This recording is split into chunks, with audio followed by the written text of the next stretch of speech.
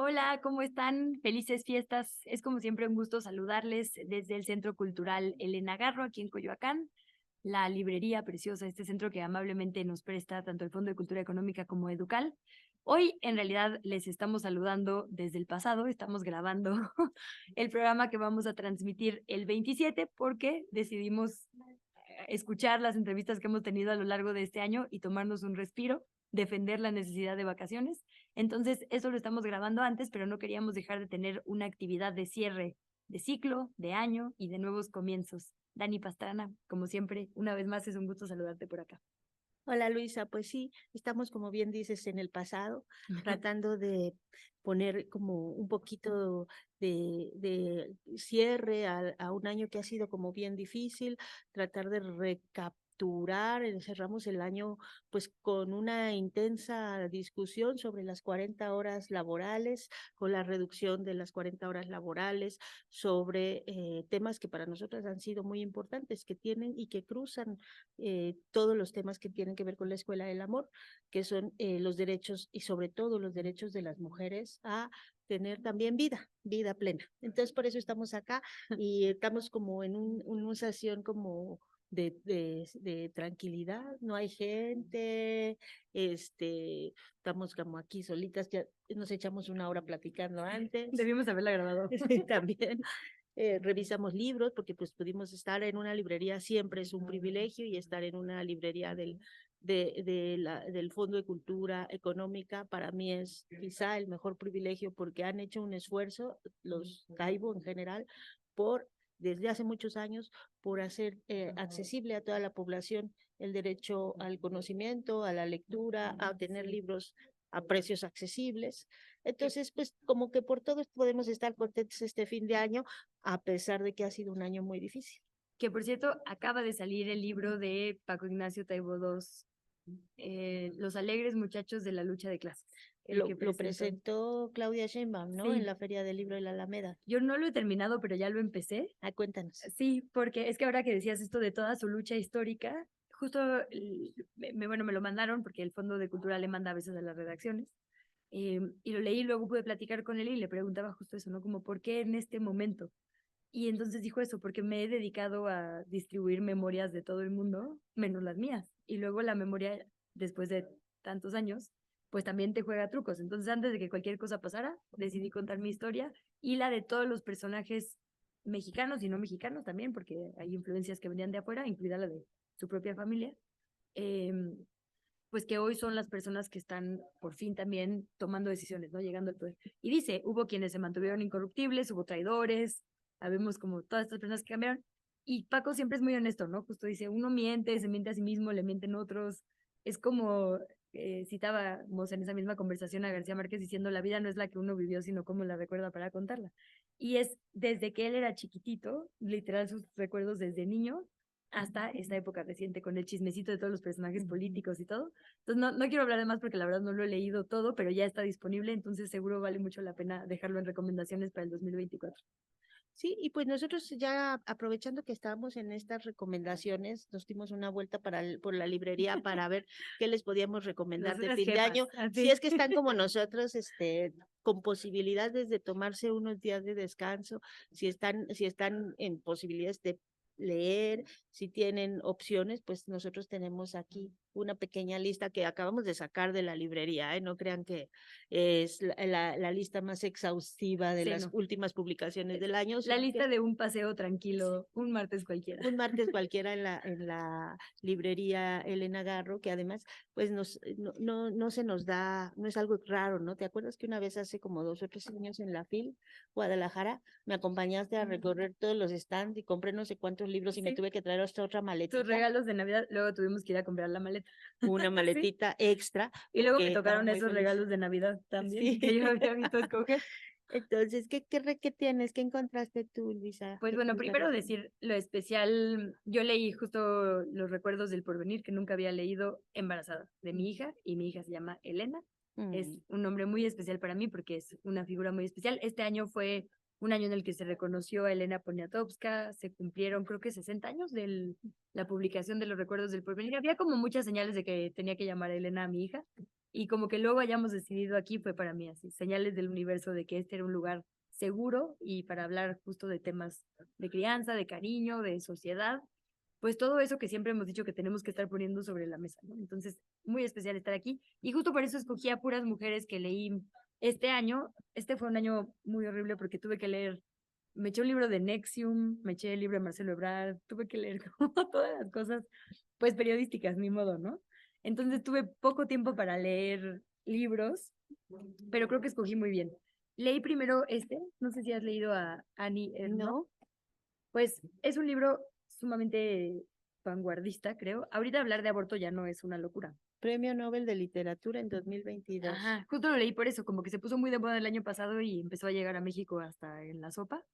Y entonces lo compré y es tal cual el relato de su aborto, en un momento en el que estaba prohibido para las mujeres y que pues además no era una conversación que podías tener con cualquier persona, ¿no? Y como que me gusta mucho la inocencia desde donde lo narra. Y pues todo lo que nos hace apreciar del momento presente que estamos viviendo, porque sí, una en este momento, sobre todo viviendo en la Ciudad de México, pues va a la clínica, hace una cita y puede interrumpir un embarazo si no quiere una maternidad. En ese momento era una cosa de tener que ir a buscar a los rojillos de la escuela para que te pasaran el contacto de una enfermera clandestina que te iba a atender en un cuarto en la oscuridad, como que lo que siempre supimos que pasaba, pero como que leerlo en primera persona me causó muchísimo impacto y me causó más impacto porque pues estaba embarazada a principios de este año leyéndolo, pensando en eso, ¿no? En lo importante que son los derechos ganados, como que pasó al mismo tiempo que acaban de echarse para atrás en Estados Unidos con cuando quitaron el Roe versus Wade, la sentencia que protegía federalmente a las mujeres y ahora se lo dejó a los estados. Entonces como que siento que otra vez es un libro que cobró muchísima relevancia para acordarnos de eso, de todo lo que han tenido que pasar mujeres para que hoy lleguemos a ganar la batalla sobre nuestro propio cuerpo, ¿no? Este primer territorio para poder tomar decisiones, pues es como muy, digo, es obviamente muy eurocentrista, no habla de la experiencia que han tenido las mujeres aquí. ¿De dónde es Annie Erno, pues, Ernaux? Lilbon, ¿te suena a Francia? Sí, ¿no? Sí, Sí. no Nació en alcanzo a leer. 1940, estudió en Rouen, Bordeaux y Grenoble. Tengo que hacerme así para alcanzar a leer, fíjate, porque ya de cerca, no. Sí, pero eso es Francia. En Francia. Digo, el nombre suena francés, pero podía ser como de esa región, alguno de estos países. Y ajá, tiene varios títulos que empezaron a llegar a México. Yo solo he leído este y me impactó muchísimo. Y pues muchas cosas, lo que le atravesó a ella, digamos, personalmente, como que empieza justo en, en un estudio, o sea, llegando a la clínica. Bueno, ni para qué les cuento, porque la verdad es que es Fíjate que hay un libro un que a libro mí me muy... gusta muchísimo, lo tengo entre mis favoritos, que se llama Carta a un niño que nunca nació, que es de esta periodista, Oriana Fallaci, italiana, que estuvo aquí en el 68, y es muy conocida ella por sus libros de entrevistas con la historia, un hombre, o sea que tiene Ajá. una serie de libros. Después se volvió un poco como conservadora, llegó a vivir a Estados Unidos y demás, pero no, este no es el libro más conocido, el de Cartas a un niño que nunca nació. Lo encuentran en PDF, por ahí lo encuentran, pero a mí me gusta mucho porque habla de todos sus dilemas. Imagínate una mujer que pues, ya era periodista en el 68, entonces imagínate la época.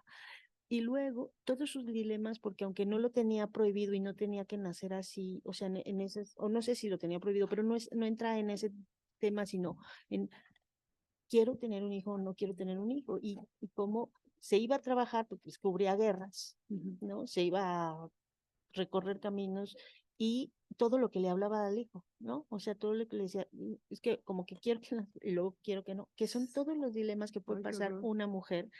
Al final, tampoco les voy a decir de qué, en qué termina, porque pues es, digo, el título es bastante sugerente, pero va explicando incluso la relación poco formal con el papá, que es ese tema, ¿no? Como los hombres en realidad hasta después de que nacen empiezan a cachar lo que significa el tener un hijo, ¿no? Pero antes es muy difícil que realmente asuman y entiendan el embarazo. Eso ha cambiado ahora, por suerte, pero sí, es un libro que a mí me marcó tanto y en la universidad, creo que lo leí, me parecía tan importante porque nos habla de todos estos dilemas que tenemos como mujeres. Porque no siempre, y eso es importante, no hay que romantizar la maternidad. Es un verdadero trabajo ya como para toda la vida, Sí. porque no lo vas a cambiar, no vas, es un trabajo como de construcción de un ser humano que va a hacer desde que defines que sí vas a tener un hijo, y eso implica una enorme responsabilidad. No es como, o sea, lo que sí no debería hacer es tener hijos y luego no Y saber qué luego ver hacer qué con haces, ellos, sí. ¿no? O sea, ya si tienes los hijos, tienes que asumir esa responsabilidad, y eso implica muchísimas cosas. Si se enferman, muchas que no vamos a estar aquí agotando, es parte de la serie de la Escuela del Amor, pero no es un tema como se nos ha vendido, así como maravilloso y de todo el tiempo bonito, y no, a veces los quieres estrangular, ¿verdad? Sobre todo en la adolescencia, todavía no te toca eso, No, pero llega qué un miedo. momento en la adolescencia en la que dices, lo ahorco así. Y no, o sea, al final tienes que aprender. A mí eso es una de las cosas que más me gusta de mi experiencia como mamá, es que he aprendido a negociar con otras personas un montón de cosas, Ujú. y que tienes que hacerlo porque pues ahí sí ni que te divorcies, ¿no? Sí, sí, ahí no hay forma de Tienes que aprender a vincularte. negociar, ellos han tenido que aprender a negociar conmigo, con mi trabajo, con mi forma de ser. ¿Qué te queda? Pues es como ahí te tocó Sí, nacer, ¿no? pero también lo cierto es que entre más derechos tengas garantizados, menos pesada es la maternidad. Siempre es horrible, pues, o sea, perdón, también es bella, pero siempre es cansada, siempre está esta responsabilidad, siempre está esta presión. Pero lo cierto es que si tienes garantizada su comida, su agua, su lugar para dormir, su educación, su salud, ¿no? Sí, la pena, digamos, la pesa mucho menos que si no tienes todo eso garantizado. También es parte de lo que hemos, como que creo yo, construido aquí, como decir, pues dónde están estos pequeños huecos en todos lados, responsabilidades de quién, que hacen que la maternidad se sienta tan pesada. Y deja tú la verdad, bueno, yo no considero que a mí me toque particularmente pesada y aún así estoy exhausta, sino para el resto de las mamás, ¿no? Y lo hemos dicho, en este país a veces la desigualdad empieza desde que te conciben, desde las cantidades de citas a las que tuviste acceso para revisar el desarrollo, pasos atrás, lo que dices, tomar la decisión, ¿no? Poder tomar verdaderamente con todas las herramientas necesarias, y herramientas necesarias no solo es educación, es también acceso a los servicios, ¿no?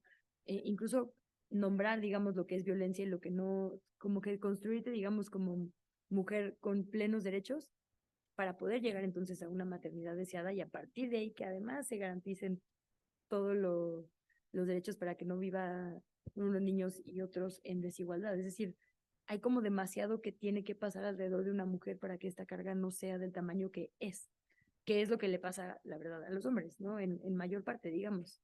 Sí, bueno, lo que pasa y lo que tendría que, justo, y que no lo vamos a abordar ahorita, pero ya tendremos mucho para estarlo abordando, lo que tiene que ver con esto de los sistemas de cuidados, ¿no? Y lo que y lo que hemos ido aprendiendo en este camino, que esos sistemas de cuidados integrales es esto, ¿no? Garantizar, no solo con los hijos, sino con las personas mayores, con las Sí. personas con discapacidad, garantizar como sociedad, o sea, una sociedad que cuida a las personas que son más vulnerables. Un bebé es más vulnerable porque si lo dejas acostadito, pues se cae, o sea, Sí, sí, y no sí. le das de comer, pues no come. O sea, todas las personas que pueden ser más vulnerables, ¿cómo garantizamos socialmente todos que estén en ese cuidado pleno, ¿no? Y Cuando que no yo, se lo dejas la carga nada más a la mamá y todas las culpas, y además si se convierte en un ser horroroso es culpa de la mamá, si se convierte en un ser luminoso es porque tuvo una mamá maravillosa, dices, es no que así nos echen esa funciona. carga, ¿no? La única manera, a ver, si nos pagaran el trabajo que hacemos no remuneradamente las personas cuidadoras en general, sería el equivalente a un cuarto del PIB. O sea, somos una potencia para este país, ¿no? Como eso no va a suceder, porque justo es mucho dinero, me lo explicaba Teresa Rodríguez de la Vega en uno de los episodios de La Escuela del Amor. Al sistema económico le conviene mucho, porque entonces el capital tiene al hombre trabajando directamente y a la mujer trabajando indirectamente, porque sostiene todo lo demás. Entonces, claro, sentimos culpa porque es un aparato que desde las películas, desde las redes, desde la literatura, romantiza la maternidad para que lo hagamos calladitas y pensando que efectivamente nos tocaba eso, ¿no? Entonces, claro, parte de como que creo que es lo luminoso de textos como los que vamos a hablar hoy, es que quitan regresan, digamos, la maternidad de esos imposibles y esos ideales para ponerla como lo que es, una parte del cuidado que tendrían que tener todos los seres humanos desde una comunidad como el Estado. Pues y para eso nos organizamos. Así debería ser. Pero bueno, tienes otro libro que ya estoy ¿Quieres ir viendo a ahí, yo no? Le Casas pongo, Vacías. No, primero los tuyos que ya leíste. está el breve, bueno, Después de tengo que dos tuviste que leer de, Marcelo Ebrard. sí, La verdad es me que lo sí, merecía. hablemos de los libros bonitos que sí leíste. Pues de ese de maternidad recomendaría estos dos. Este de Brenda Navarro, Casas Vacías, y La hija única de Guadalupe Nettel, que ahorita llegamos a ese porque también es bárbaro. Este son las historias de dos mujeres. Una madre de un pequeñito autista eh, y una mujer que quiere ser madre y entonces se roba al pequeñito autista. Una mujer acomodada económicamente y una no acomodada económicamente, una en una relación como muy tóxica en la que se ignoran mutuamente y otra en una relación de violencia. Y entonces son como los pensamientos a los que tenemos acceso de estas dos mujeres. Una que admite por primera vez secretamente alivio, por ejemplo, de lo cansada que estaba de criar a un niño con autismo. Y entonces, justo en algunos momentos te deja ver eso, ¿no? Como la culpa entre el dolor profundo de estar buscando a un hijo y al mismo tiempo decir, ¿qué es esto que pasa que se siente como un poco de alivio, ¿no? Esas cosas que jamás puedes decir en voz alta de la maternidad, la verdad. A veces estás muy cansada y entonces a veces sientes alivio. Le roban el niño porque está distraída mensajeando con otro galán en el parque, ¿no? Entonces es como una serie de cosas que son jamás yo me hubiera atrevido a escribir eso porque es pecado no social decir que esas cosas pasan, pero la verdad es que nos pasan a todas. A veces estás en el celular, a veces estás y entonces se distrae y le roban al niño, ¿no? Eh, y está pues todo este anhelo de la otra mujer a la que todo el mundo tacha de idiota, porque cómo se roba un niño que obviamente van a estar buscando y entonces la violencia que vive de parte de la mamá, la violencia que vive de parte de la pareja que va y viene. Es una historia, la verdad, oscura, muy oscura, que justo le quita todo lo romántico a la maternidad.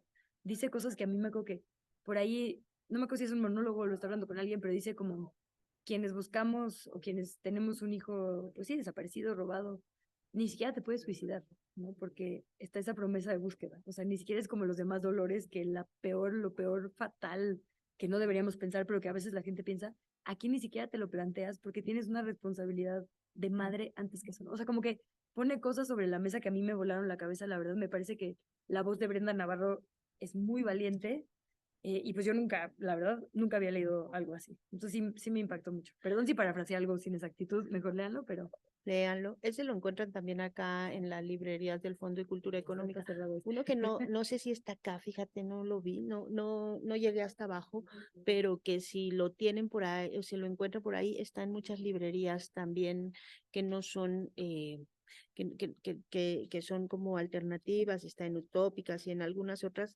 es el de Dani Rea de Fruto, Ah, que me es lo regalaste este año. sí, y ese ojalá lo puedas leer Sí, es antes el de que siguiente en termine mi el año, lista. porque es un libro que justo habla de muchas maternidades Ujú. y de muchas capas de maternidad eh, con muchas historias distintas, ¿no? Se cuestiona su propia maternidad, Dani, pues, ella tuvo o ha tenido tiene dos niñas, pero una de ellas pues nació como con una enfermedad en la piel que al principio pues costó mucho trabajo y ahora ya no, ya está ya no tiene problemas, pero todo lo que implicó médicos, desgaste, que no entendía qué Ay, qué horror. quería, etcétera, etcétera, porque le dolía a la bebé, entonces lloraba, ¿no? Entonces, habla de su propia maternidad, sus diálogos con su mamá sobre la maternidad de su mamá y cómo Dani la veía como una persona que había, pues, como que había cedido todo por sus hijos y desde nuestra perspectiva quizá puede ser un poco cuestionar ese papel, pero su mamá le decía, yo fui muy feliz haciendo eso. O sea, no quieras tú vivir como mi Claro. vida, ¿no? O sea, no quieras vivir con tus parámetros mi vida. La mía fue buena y yo lo disfrutaba. Subir a las 1 de la mañana a tender la ropa, a lo mejor para ti era un trabajo esclavo, para mí era podía ver la luna, Ujú. ¿no? Entonces, un poco prestémonos esas voces de distintas mujeres que nos permitan entender lo que es vivir esta cosa que es la maternidad, de las formas en las que las hemos vivido sin enjuiciarnos, porque Ay, ya qué bastante bonita. duro es Ujú. vivirlo como parte aparte tener el juicio de las otras, ¿no? O sea, perdón. Entonces, para mí ese ha sido como uno de los libros con los que más he dialogado, lo he tachado, lo he escrito, lo he regresado, porque hay partes en las que me siento muy identificada, hay otras en las que no, pero sí nos plantea como relatos y testimonios muy fuertes y muy sinceros sobre lo que es la maternidad con sus cosas buenas y malas. Al final, yo soy de las convencidas de que me ha dejado muchas más cosas buenas en la vida que malas, incluso la posibilidad y esto como de aceptar responsabilizarte de la vida de otro, que es ya bastante. Pero eh, pero no todo el tiempo es tan perfecta como se nos ha planteado, ¿no? Y eso, esa idea de la maternidad súper rosa, súper light, súper perfecta, al final nos ha llevado a un extremo del modelo económico que tenemos en el que pues cargamos la mayor parte de la economía del planeta con trabajos triples, con un agotamiento espantoso y con unas cargas sociales terribles, ¿no? Ahora, antes era el tema de si querías o no trabajar, ahora nadie puede tener hijos sin que las dos personas trabajen y luego las mujeres tenemos que trabajar y luego atender a los hijos y luego encargarnos los cuidados y luego aparte tener varios trabajos. Entonces, al final ha terminado cebándose en el cuerpo de las mujeres, sobre todo de las madres trabajadoras, un modelo económico que está estallando. Pero también como un modelo narrativo, ¿sabes? Digo, obviamente económico, pero como que por eso como que me gusta tanto que hablemos de historias que lo contradicen, porque tú y yo lo hablamos alguna vez cuando nació Diego, yo decía, pero ¿por qué los pañales cuestan? O sea, ¿cómo la mitad de las legisladoras son mujeres y no se han puesto a decir, tenemos que hacer una revuelta y que los pañales sean gratis? Porque es una locura. Yo me considero una situación económica muy privilegiada contra la media de este país y los pañales me desquincenan, pues, o sea, son una cosa que es una locura, ¿no? Y las toallitas y las cremas especiales o lo que sea, que como que las cosas que son ni siquiera básicas de supervivencia inicial, los tengas desechables o no los tengas, es una lana. No, Y es y una la lana opción que te dan es cuida el planeta y trabaja usa los de más tela y y lava entonces en la lávalos, mañana, exacto. ¿no? De madrugada. Entonces, ¿cómo las mujeres no llegan con eso a su campaña? ¿No? ¿Cómo no es una primera bandera? Y lo vi de cerca justo con Renata Turrent, porque ella hacía campaña con su bebita. Y ahora lo vemos con Mariana Rodríguez, digo, en extremos políticos opuestos, pero la gente dice, ay, no son lugares para los niños, ¿qué les pasa? Ay, ¿por qué? No sé qué. Como que un poco la maternidad y ponerla al frente parece un signo como de debilidad o de cosas de mujeres, que no estás en la política seria, entre comillas, ¿no? Y entonces, claro, para las mujeres, llegar a hablar de la reforma del INE es mucho más popular que llegar a hablar de lo urgente que es que no cuesten los pañales o que haya un sitio de descanso, así como una utopía, lo hablaremos con Clara, ¿verdad? Pero digamos un espacio para que las mujeres también respiren, ¿no? Como que no puedes plantear eso porque entonces automáticamente el mundo te juzga. Y el mundo te juzga porque estamos acostumbrados a esas narrativas en las que las mujeres tenemos que aguantar todo. Decidiste ser mamá, entonces ahora te friegas de aquí a todo lo que venga Y que hablar y de ni estos nosotras temas mismas es un lo tema de peleamos. mujeres, Ajá, exacto. cuando tendría que ser un Bueno, más tema de bien, tienes hombres y razón. mujeres y de sociedad.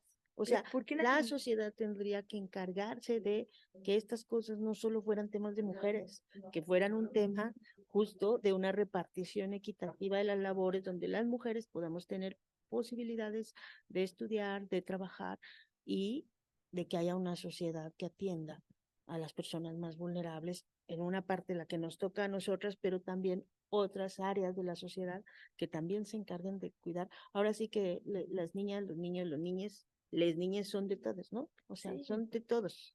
Y, o sea, claro, el presidente tiene una visión machista cuando dice que las mujeres, cuando dice esto, ¿no? De que regañen que su mamá, acúsenlos con su mamá o que, pero un poco quitando, digamos, su sesgo, que sí es muy macho, digamos. A mí me parece bien que desde el Estado, digo, con todo lo que es perfectible ese discurso, se habla de que efectivamente hay que regresar a los núcleos, ¿no? A cuidarnos en comunidades, a justo eso, porque yo sí creo que como que nos debatimos y nos debatimos y nos debatimos si hay que fortalecer la policía municipal o si hay que congelar las cuentas o si todo lo que dicen que, o si la PGR tiene que ponerse las pilas para evitar la violencia. La verdad es que hay que recomponer el tejido social, ¿no? Hay que cuidarnos, de verdad, entre todas las personas, desde que nacen hasta que nos morimos. Y eso implica esto que dices, ¿no? Un esfuerzo de un sistema de cuidados.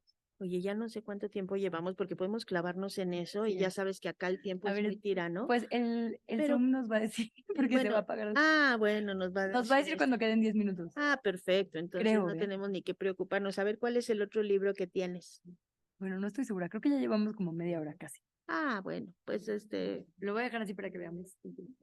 Este, bueno, junto a recuerden que lo estamos grabando y además recuerden que somos las técnicas también, somos mamás, periodistas y y aparte las productoras. productoras y técnicas.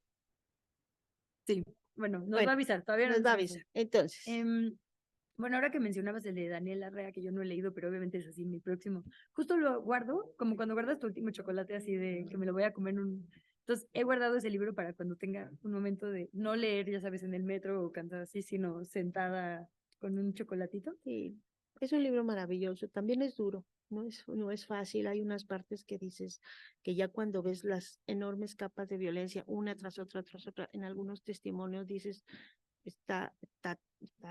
entiendes por qué societalmente a veces estamos tan mal en nuestras relaciones, porque está tan rotos los tejidos, ¿no? Son muchísimas cargas de violencia, pero también te permite entender todas las complejidades que implica esto, ¿no?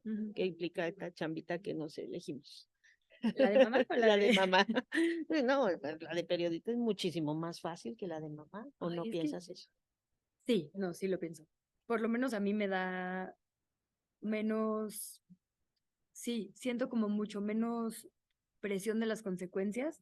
Esto sé que necesita todo el rigor y toda la ética y todo, pero hay un camino más o menos establecido. No mientas, no, no te pongas del lado de los opresores. No es tan difícil. La maternidad, ¿cuál es la guía, no? O sea, ¿cuál es la luz? Oye, ¿y Literalmente, tú tuviste dudas? sí, ¿Sí? de tener al mismo. Ajá. Sí. Bueno, la segunda ya no, la segunda sí la Definiste que deseé, o ya, sea, tú la dijimos, dijiste hay va que a ser, intentarlo. ajá, ok. Pero el primero, para empezar, era una pandemia. O sea, de Diego me embaracé. Nació bueno, sé que me embaracé cuando fue el encierro, pues, porque yo no vivía con el papá de mis hijos, de hecho, yo vivía en otro lado. En ese momento estaba trabajando en la octava, entonces estaba rentando un cuarto ahí por el Monumento de la Revolución. Y pues como empezó todo esto de la pandemia, me mandaron a trabajar a casa y dije, no, pues no me voy a quedar aquí, pero no me voy a ir con mi mamá porque es más vulnerable. Y como sí salía al noticiero, pues dije, bueno, pues aquí. Y me fui con él a hacer la cuarentena y ahí me embaracé. Y entonces nació Diego en febrero del 21, que fue el momento peor de muertes, del pico así de las. Entonces, claro, pues estar embarazada, si en cualquier momento es para pensarse, en medio de la pandemia, si era como, no sé si nos vamos a morir todos, no sé si vamos a encontrar una cura, o sea, como que al principio había muchísima incertidumbre, ¿no? Eh, y justo me enteré también en un momento donde había muy poco margen ya de elección, o sea, como que sí fue así de. Y al final me acuerdo que justo fui con una terapeuta mujer, que, o sea, como que dije, necesito un profesional que me ayude. Y entonces me dijo, porque también, pues que sí, ya sabes, Javier, si no, si toda tu vida vas a amar a la persona o no, como que todas estas dudas que te inundan. Y la terapeuta me dijo, solo pregúntate si siempre vas a estar feliz de compartir crianza con esa persona. Y como que es la única decisión que siempre me ha acompañado. No sé si vamos a estar bien siempre o no, no sé si cada quien va a seguir su camino en algún momento o no. Lo que sí sé es que sí es alguien que me da mucha felicidad que críe conmigo, ¿no? O sea, que en los peores momentos saca los lados que yo digo, o sea, nunca me lastima, por ejemplo, ¿no? Yo ves que estoy enojada como que digo cosas que hieren y Javier no, o sea, como pequeñas cositas que dije, bueno, lo que pase con nosotros no importa, siempre voy a estar feliz de que tomé esa decisión. Y hasta ahora ha sido una buena guía. O sea, para mi segunda hija también volví a pensar eso y funcionó. Ese es un buen tip, ¿eh? ¿Tú? Piénsense, ¿será buen Sí, papá? tal Me cual. gustará O que sea sea, papá de mis hijos, puedes porque cortar siempre con él, pensamos pero en las relaciones, de amor, de pareja, sí, pues. me gustará para mí, para toda la vida, pero me gustará, o sea, cómo se lleva con su familia, cómo se lleva con sus otras personas, y entonces a Nos lo mejor podemos odiar mutuamente a lo mejor, ojalá que no, pero ¿cómo va a tratar a sus hijos, no? eso es Esa es la importante. guía. Ajá. ¿Tú tuviste No, dudas? yo, pues mira, con Emanuel yo era muy inconsciente, Ah, tenía 19 años, lo último, o sea, no, ni, era muy, muy, muy inconsciente.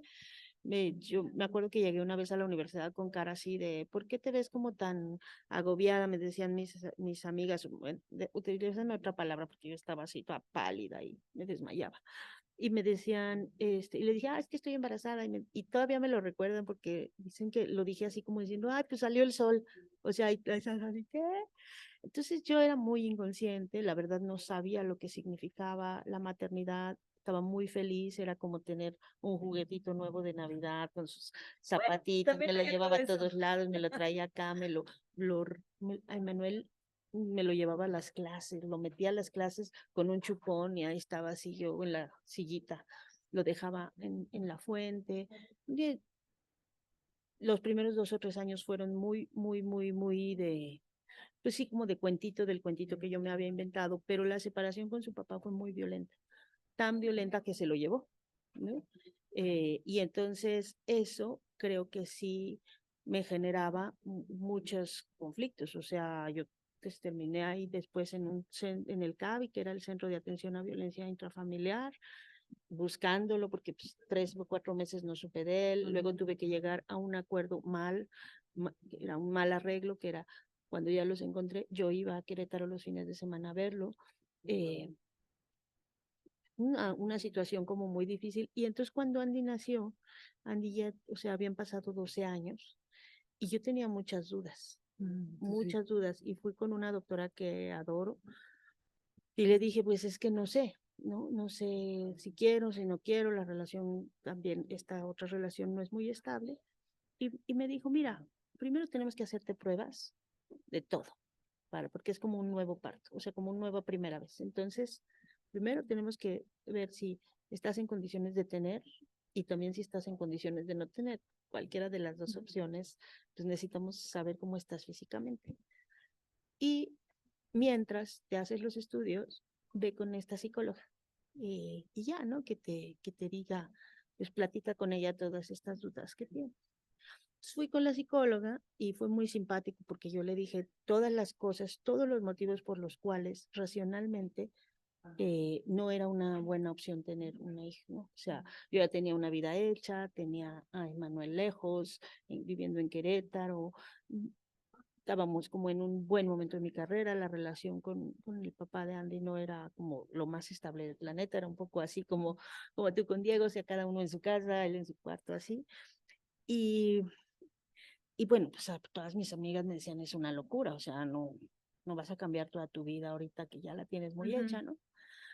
Y entonces me acuerdo mucho que esta psicóloga me dijo, mira, tú, o sea, tú no vienes aquí para saber si quieres o no tener un bebé. Tú vienes aquí porque tú quieres tener ese bebé. Y lo que tú quieres es que yo te valide ante tus amigas, ¿no? Progresistas, feministas, que quieres tener un bebé, que quieres tener este bebé. Porque yo le decía, a mí pensar en no tenerlo me provocaba una enorme tristeza, por más que racionalmente pensara que era como lo mejor para mi vida. Y no, me deprimía.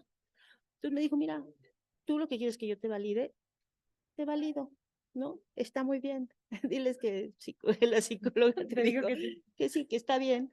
Y ya, o sea, necesitas eso como para poder enfrentarte, porque las cargas sociales son muy fuertes en un sentido y en el otro. Y sí, eso creo que son decisiones en esos momentos que pues tienen que ser únicas de nosotros, ¿no?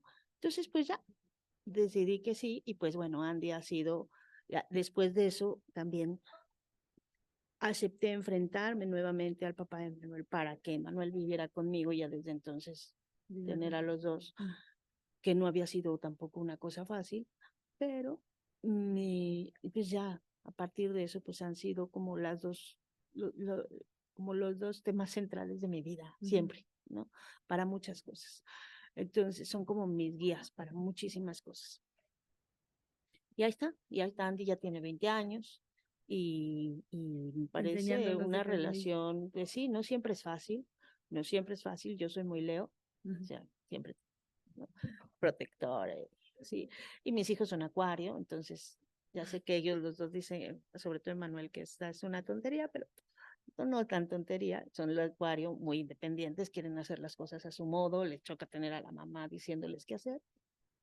No siempre ha sido fácil, pero creo que tenemos una buena comunidad. Entonces, pues así son las cosas. Las psicólogas en esos momentos sí Otro funcionan y tip, ayudan sí. a otro tip que te ayuden a definir también lo que realmente quieres. O sea, no ceder a la presión ni en un sentido ni en el otro. Porque a veces la presión en contra también es cómo es que estudiaste tanto para terminar en tu casa, cuidando a tus hijos. Eso es lo que quiero, ¿no? Sí, O sí, sea, sí. Y ¿por qué no estás trabajando 1000 horas? Pues no sé, porque es lo que quiero. Pero esa posibilidad de tomar las decisiones que tú quieres y elegir hace una diferencia enorme en cómo establecemos nuestras relaciones. sí, y creo que en general, o sea, creo que este año también ha sido también lo hablamos aquí en el programa yo aquí echando el comercial para que revisen todos los anteriores, en el programa con psicólogas de la invasión a Gaza, ¿no? De la guerra contra la población civil de Gaza. Que decíamos, ¿por qué hemos visto tantas guerras y esta duele tanto? Pues duele tanto porque es la guerra contra las infancias, ¿no? Total. Y conectando eso que decías, como que si hacemos el cálculo frío, nadie tendría hijos. Claro que no tiene sentido traer más personas de este mundo en calentamiento bélico, ¿no? Con tanta incertidumbre, pero justo es lo que lo mantiene también vivo, ¿no? Porque si no tenemos motivos, literal, esperanza y como a quién dejarles lo que hacemos con todos nuestros días, no, no solo nuestros, porque los niños y niñas no nos pertenecen, o sea, me refiero a una generación nueva en general, porque también si una elige no tener hijos, un poco también las demás personas, digo, cocrías, digamos, un poco a las demás infancias y juventudes, solo participando en que la comunidad vaya hacia mejor y no hacia peor, ¿no? Entonces, como que yo creo que sí, la decisión de ser mamá atraviesa como todo eso que queremos que el mundo siga siendo, el mundo como lo ven los niños, ¿no? Y las niñas. Yo tengo muchas amigas que decidieron no tener hijos y que son tías excelentes y que además dicen así, yo feliz de ser la tía. O sea, Sí, yo no quiero como tú encargarme de eso todos los días. pero sin esas tías, ¿a poco no las infancias no sobrevivirían? Ah, ¿No? no, También, son yo las sí mis mejores hermanos no lo tías haría. del planeta, Claro. las más cuidadoras, pero no quieren. Y también eso, o sea, ahora ya no tanto, ahora la presión es al revés, creo, pero antes era mucho la presión de que, ¿cómo no vas a tener hijos? O sea, ¿cómo ya tienes 30, 35, 40 y no vas a tener hijos? ¿De Ujú. verdad no vas a tener hijos? No, no, no me da la gana, no quiero. Y esa es una decisión muy personal, que si todos asumiéramos y entendiéramos lo que implica y fuéramos sumamente responsables como sociedad, pues podríamos tener mejores sociedades. Tal cual. Sí, sí. Y pues eso, el valor que le ponemos a las cosas no tiene que ser conforme a lo que producimos, ¿no? Esto de estudiaste para trabajar, o sea, también puedo decir estudié tanto para acabar trabajando por un salario, ¿no? En vez de estudié tanto para gozarlo y platicárselo a otra generación, como que la mira tiene que ser desde otro lado, ¿no? Desde el valor que le ponemos a las cosas, pues no debe ser conforme a producirle a alguien más. ¿Cuál es Invertir el tiempo es importante. el Ya te otro toca, libro porque que si no ya me tienes? voy a echar. No, pero además decías uno de Guadalupe Nettel que no leíste, que no, pues, que no Es que tienes ese lo aquí. tengo allá. Me eché 2 audiolibros. Ah, no, ese sí lo leí. Pero de crianza justo leí el que ya comentamos de que ya acabé. En ese entonces no lo había acabado. De La cabeza de mi padre, de Almadelia Murillo, ampliamente, porque además lo escribe. Ella tiene esto que escribe, yo creo que como habla, como que hay gente que escribe Ujú. muy bien. Ella como que te va llevando de una forma increíble. Y ella habla pues justo de ausencias. Es como toda la búsqueda por su padre, literal, ¿no? La odisea de encontrarlo por ahí en un pueblo perdido en Michoacán como adulta ya, después de toda su vida haber padecido ser una niña sin padre, ¿no? Desde cómo mentía inocentemente diciendo que estaba muerto para que no le preguntaran cosas, hasta los momentos, pues, de dolor verdadero que ella creía que le habían pasado porque no tuvo padre, ¿no? O sea, como que es toda una búsqueda, la discusión con sus hermanos de si vale la pena o no, de si su mamá fue papá y mamá por dos o no, o sea, como que es tal cual la búsqueda de una mujer y como toda la redención también de entender desde nuestra mira adulta a los hombres. Como que ella entonces ahora entiende a un hombre borracho de un entorno violento en Michoacán, a su madre que lo perdona, que en otro momento hubiera parecido increíble, pero ya viéndolo con tu vida adulta como mujer que ha vivido tantas cosas, como que dices, pues al final sí, ella nos sacó adelante y es toda una oda a su madre también, que creo que por más que le escribiéramos libros completos a nuestras madres no terminaríamos. Eh, bueno, voy a echar spoiler porque la verdad no importa, o sea, no es el final lo que importa, sino toda la travesía.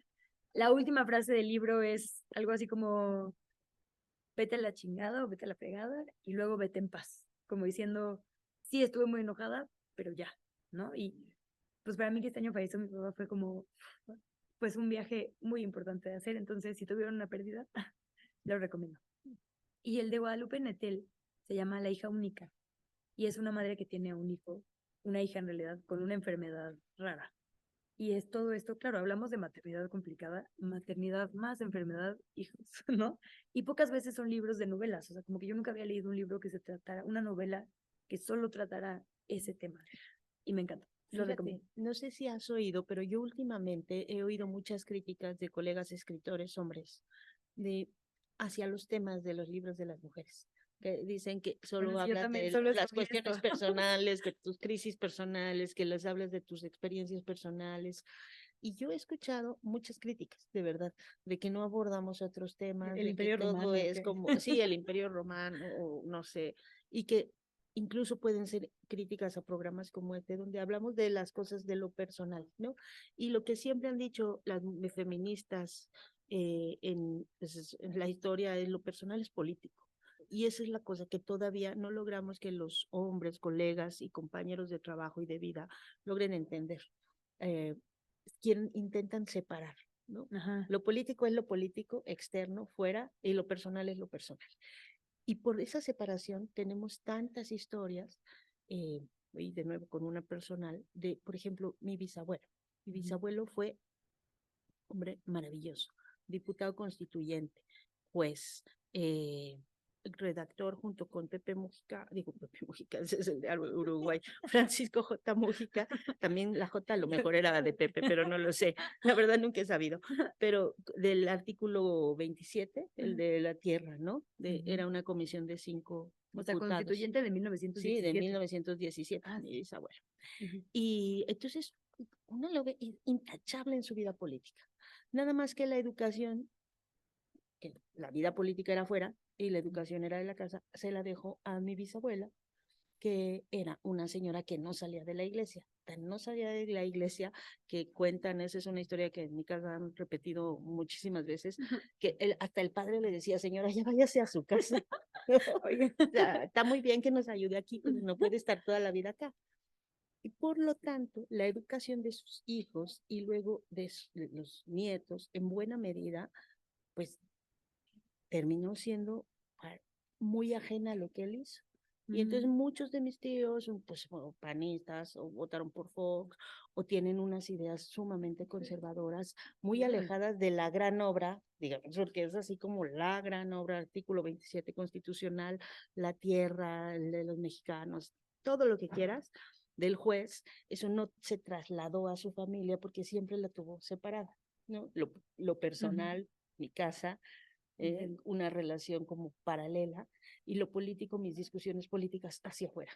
Entonces, eso lo digo por esto, o sea, porque muchos hombres tienen esa costumbre de llevar su vida política por un lado y la vida familiar, incluso a veces también con cosas muy conservadoras, a veces muy lejanas.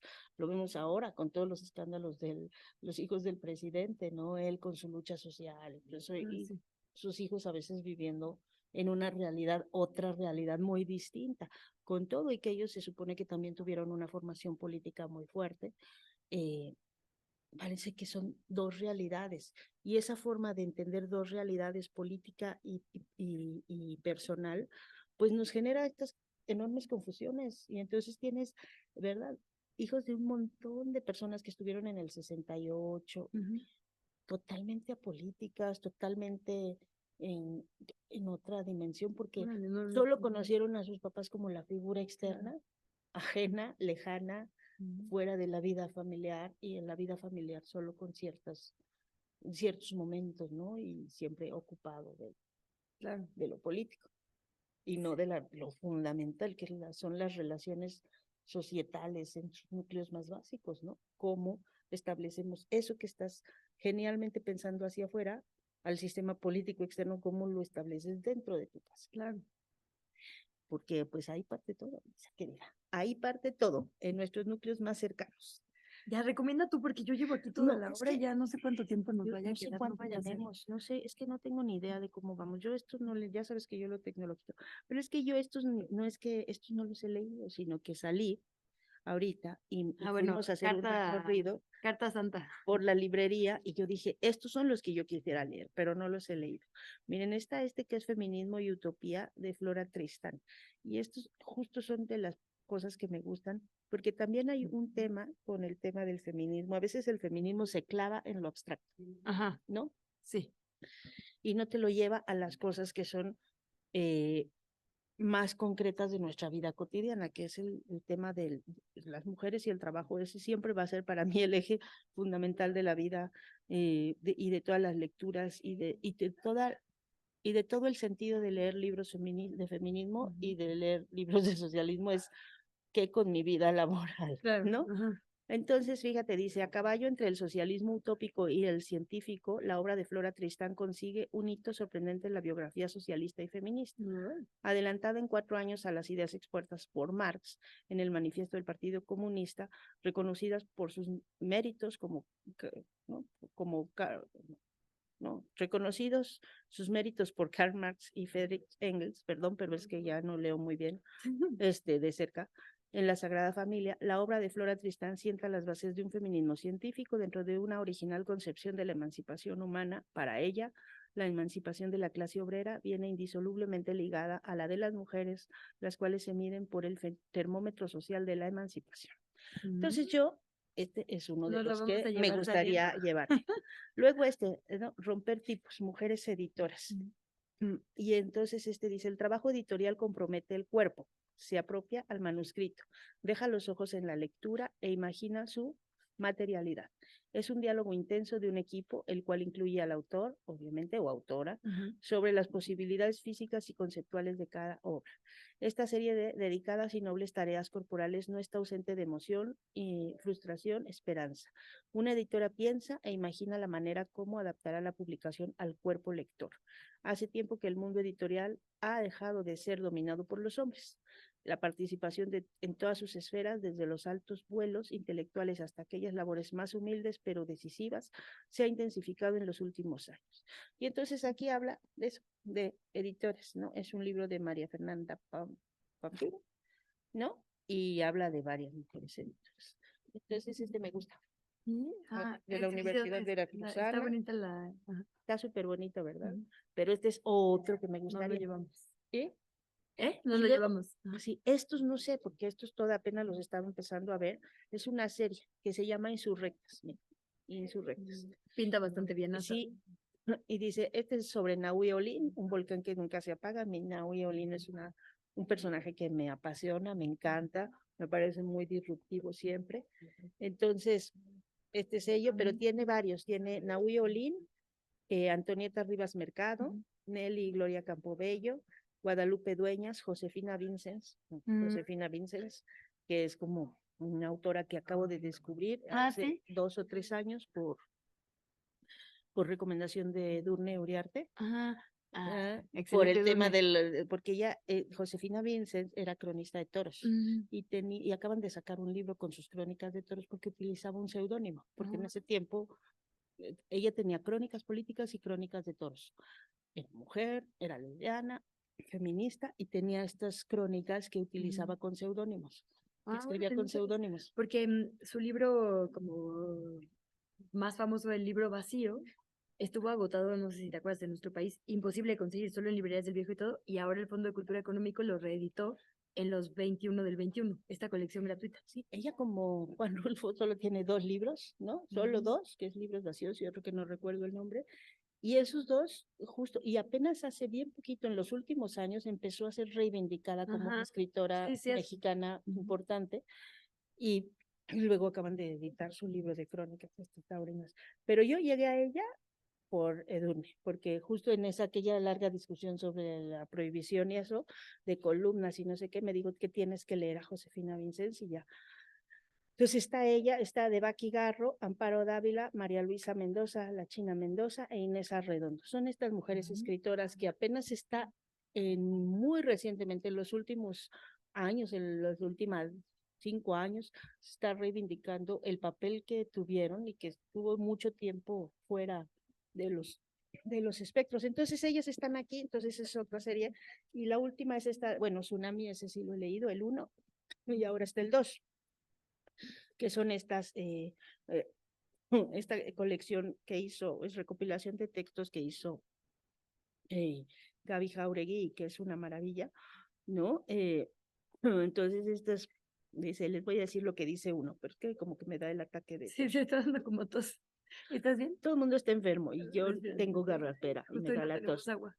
Dice, mm, Tienes que si beber. antes se unificaban los pensamientos de las mujeres feministas en las llamadas olas primera, segunda, tercera, ya sabemos que no necesariamente esa es la historia del feminismo, pero bueno, aquí hay mujeres de varias generaciones, formas de pensar, ocupaciones, y no obstante, el sentimiento es que en estos tiempos nuestras voces se suman en creciendo y ya no puedo leer más.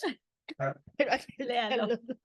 Ya es la señal de que vamos a terminar, porque más me da miedo que en cualquier momento se apague. Ah, sí, ya Entonces, tenemos que pues terminar. mira, todavía estoy grabando, pero no vaya a ser porque ya llevamos casi 50 minutos. Entonces, con eso nos ¿Quién despedimos. sabe? Con esto nos vamos a despedir porque Sí. son nuestras recomendaciones de lectura. Muchas. Esto que se va a transmitir, que lo grabamos antes, pero se va a transmitir el 27 de diciembre. Estamos en el futuro, en el pasado, en el presente, terminando y cerrando el año con un abrazo muy fuerte, esperando que pues el año que entra no esté tan duro, aunque la verdad es que parece que vamos a tener trabajo, ¿no? Elecciones México, Elecciones. elecciones en Estados Unidos, y por más que parezca que aquí ya está todo resuelto, pues yo creo que vamos a ver mucha guerra sucia en las campañas.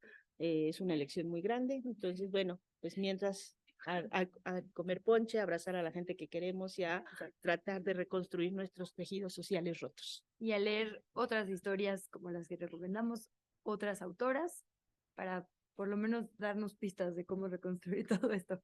Muchas gracias y feliz año nuevo, feliz Navidad, felices fiestas. Ahora tenemos que hacer